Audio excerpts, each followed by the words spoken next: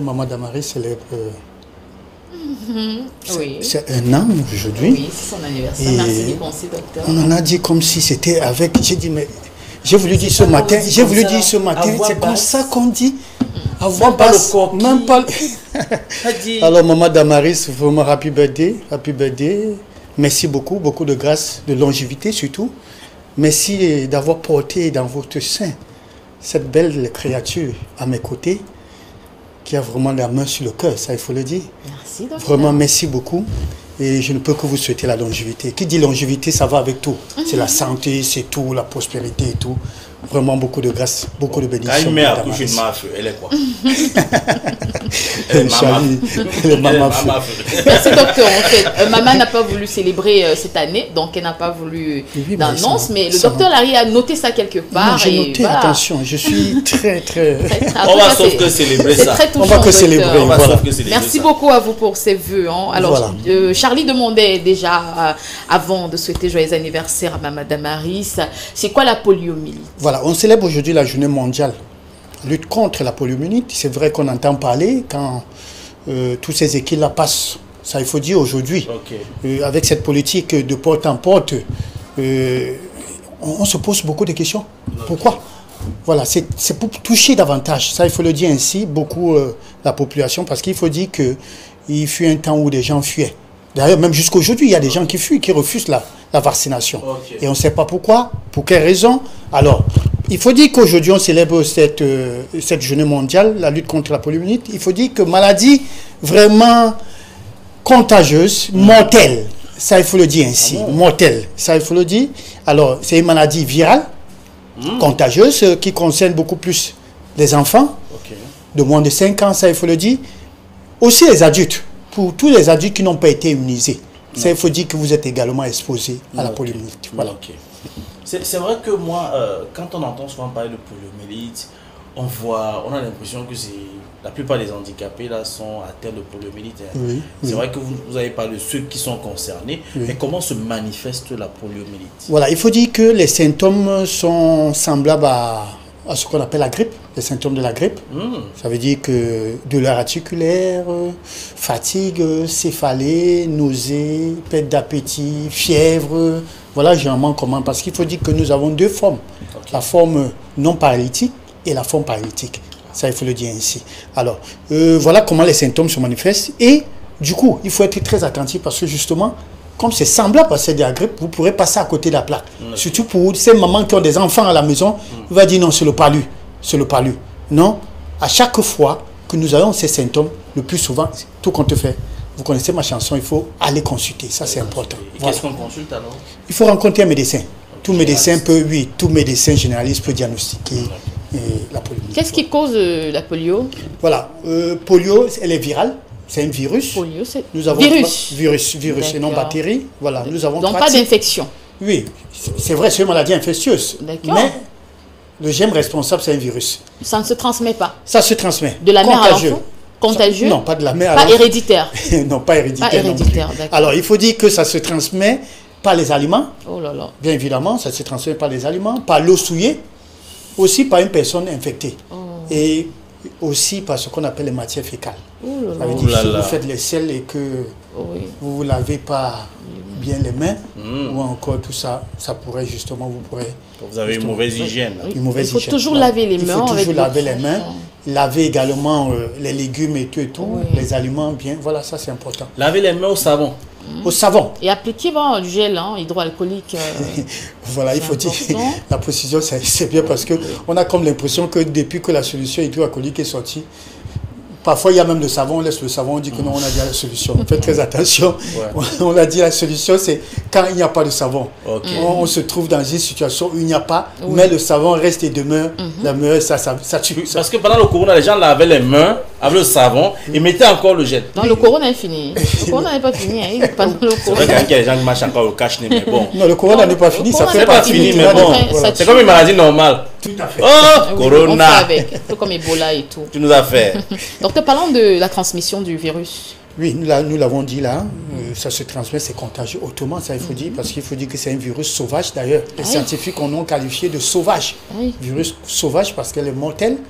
Alors, par l'eau, les aliments, les matières fécales, comme j'ai si bien précisé tout à l'heure, sachez que vous serez exposé.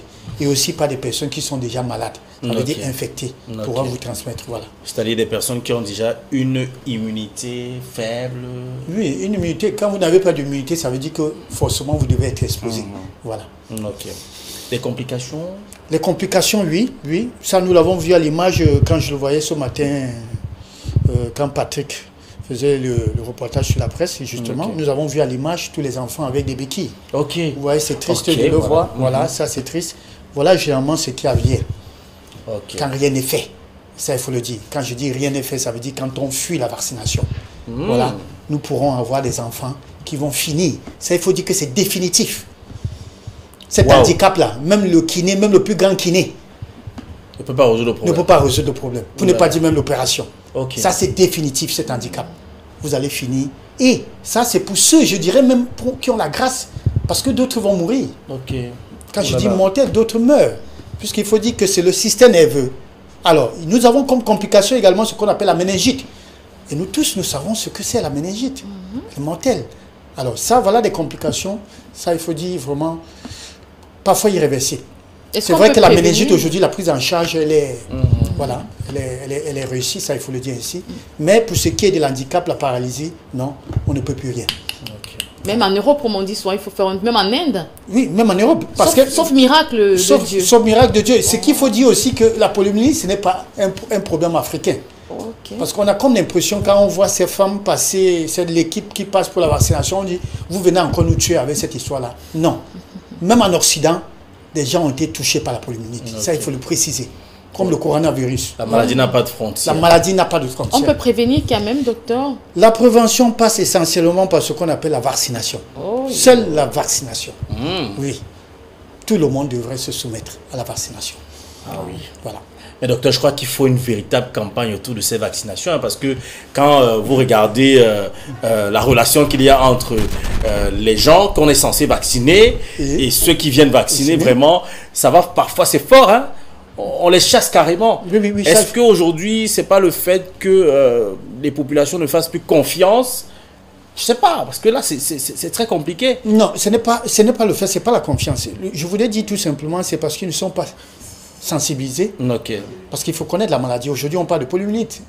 Beaucoup ne savent pas ce que c'est. Même ces femmes enceintes qui vont à l'hôpital, certains même refusent de se faire vacciner parce qu'ils ne savent pas ce que c'est.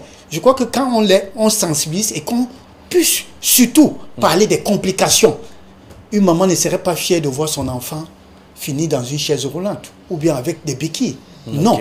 Quand vous êtes sensibilisé, on vous parle des complications et tout, ça vous dit, mais tiens, qu'est-ce que papa disait? Parce que j'en connais une jeune fille qui est venue me dire, non, papa a dit, pas de vaccination pour bébé.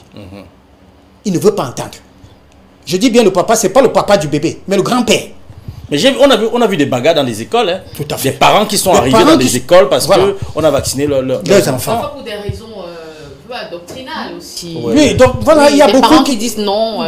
Ça, il faut dire, sincèrement, il y a beaucoup de choses autour de cela, mais je crois que la vaccination, la sensibilisation devrait s'intensifier au fur et à mesure. Et on le fait. Ça, il faut dire vraiment, on le fait. Mais il y a des gens qui sont déjà, excusez-moi l'expression, fermés.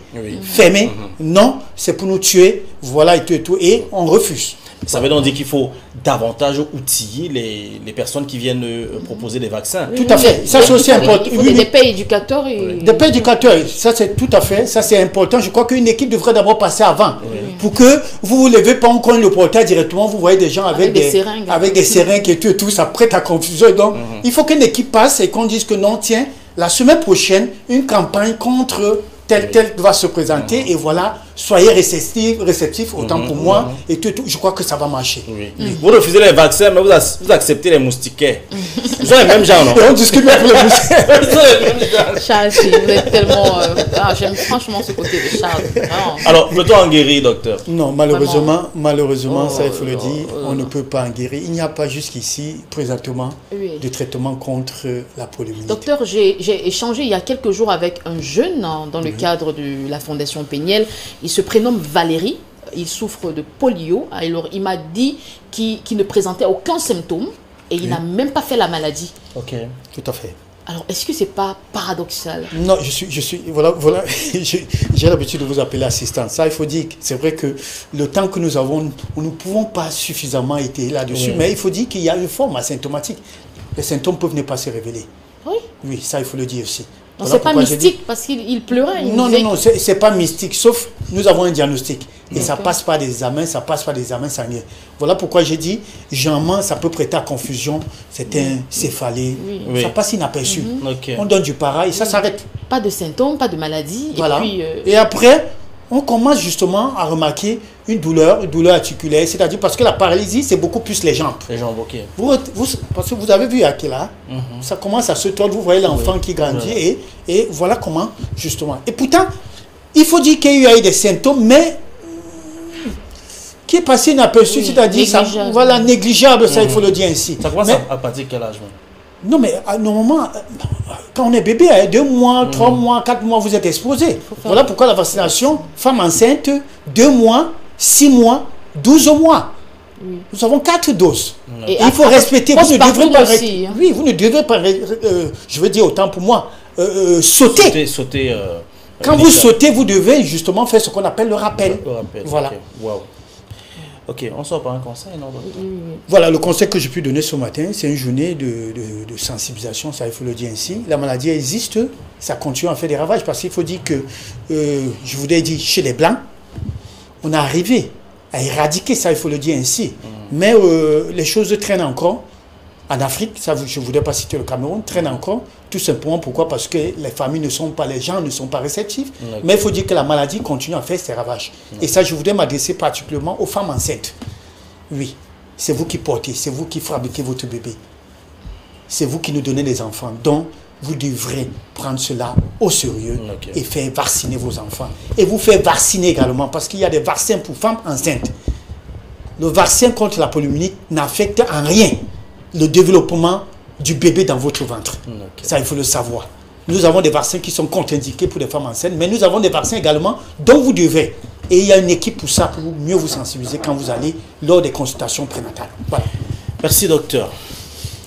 Allez, on vous retrouve demain. Par la grâce de Dieu. Voilà, sûr. Le même exercice, tout en rappelant que vos numéros de téléphone sont affichés au bas de l'écran pour des conseils et non des consultations, et non des dragues. Parce que le docteur m'a dit que vous l'appelez parfois pour dire que docteur, vous êtes beau. Hein?